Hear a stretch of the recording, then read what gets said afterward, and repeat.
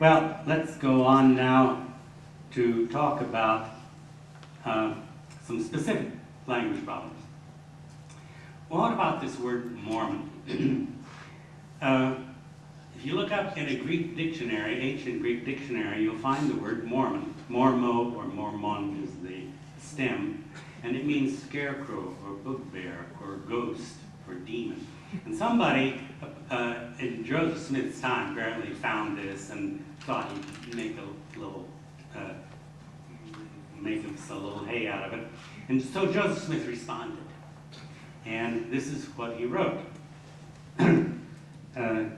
He said, in one of his publications, he explained that there was no Latin or Greek in the plates. Remember that for later, okay? Joseph Smith said there was no Latin or Greek in the plates. And then he goes on to explain that the word Mormon is from the Egyptian word mon, meaning good, and the prefix more. And so it means more good. Now you have to ask yourself, how could this word have have an English element? What is ironic is, have you heard of the More Good Foundation that some Mormons have set up? Okay.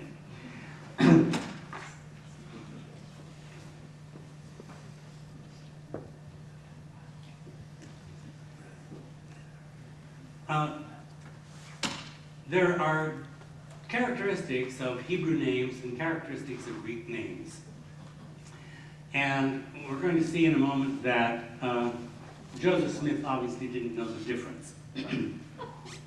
On the left are common Hebrew names.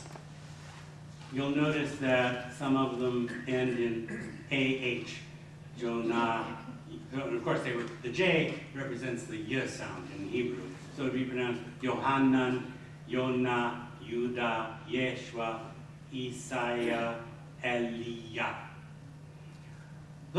Some of those names have forms also in Greek, and some of them appear in the New Testament because the New Testament is written in Greek. And they appear there as Johannes, Jonas, Judas, or Judea. Judea was the name of the country. Jesus does not appear in the New Testament, but that's the Aramaic form, the Greek form of the Hebrew name Yeshua. And then the Greek form of Isaiah is Isaias, and the Greek form of Elijah is Elias. Now, the names Elijah and Isaiah both appear in the King James Bible. Isaiah, being the Hebrew version, appears in the Old Testament. In the Greek New Testament, the Greek translator, or the Greek writers, used the Greek form of the name, Isaias. And of course, the King James translators, relying on the Greek text, they kept the Greek version of the name in the King James Bible. And so, in the King James translation, you have Isaiah in the Old Testament and Isaias in the New Testament. They are the same prophet, the same person. Joseph Smith didn't know that. And apparently God didn't tell him. Because in the Doctrine and Covenants, Isaiah and Isaias appear as separate prophets in several places, such as in this passage from the Doctrine and Covenants 76, some of Isaias and some of Isaiah. It's also in the Book of Mormon. And behold, also Zenock, and also Isaias, and also Isaiah. In the LDS Bible Dictionary, it explains the two names, and it explains that Isaias is the New Testament Greek form of the name Isaiah, and also it's an ancient prophet who lived in the days of Abraham. He was a bearer of the Melchizedek priesthood as recorded in Doctrine and Covenants, section 84. Doctrine and Covenants 84 says, and Isaiah received the holy priesthood under the hand of God.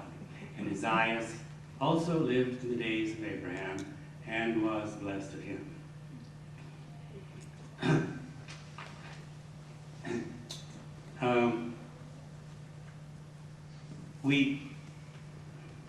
I won't show you this right yet, okay? So, according to modern revelation through Joseph Smith, there was a prophet in the days of Abraham who had a Greek name several centuries before the Greek language had developed. The same name as used later by speakers of Greek 2,000 years later for the great prophet Isaiah, and who appears to be unknown by any other biblical writer, but upon whom God personally conferred the priesthood. And his prophecies of the coming Savior are lost. Perhaps God should have explained to him that really they are just two different names for the same person, just as the king who is called Charlemagne by the French and Charlemagne by the English is the same person that the Germans call Karl der Große. And I have to remember my ex-Mormon wife's mother, my former mother-in-law, who pulled the same trick, or was under the same problem. We were talking one time about politics, and somehow Theodore Roosevelt came up. And she said, oh, Theodore Roosevelt, he was a wonderful man. And she said, but that Teddy Roosevelt.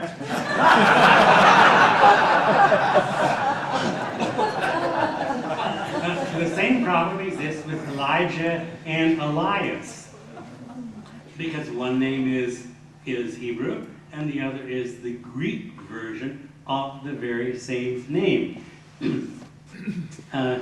It becomes important because the prophet Elijah is important because he appears in the prophecy, towards almost the end of the Old Testament in Malachi chapter 4, behold, I will send you Elijah the prophet before the coming of the great and dreadful day of the Lord. And he shall turn the heart of the fathers to the children, and the hearts of the children to the fathers, lest I come and smite the earth with a curse. We'll be talking about this in a moment. Now, the fame of Elijah, of course, rested not only on his great life and the Malachi prophecy, but on the fact that he did not die. He was carried into heaven without tasting death. It was perhaps this fact that allowed Jews to accept the possibility that Elijah would someday return. The name of Elijah does not occur in that form in the Greek New Testament, nor does Elias occur in the Old Testament. Elias occurs 30 times in the New Testament,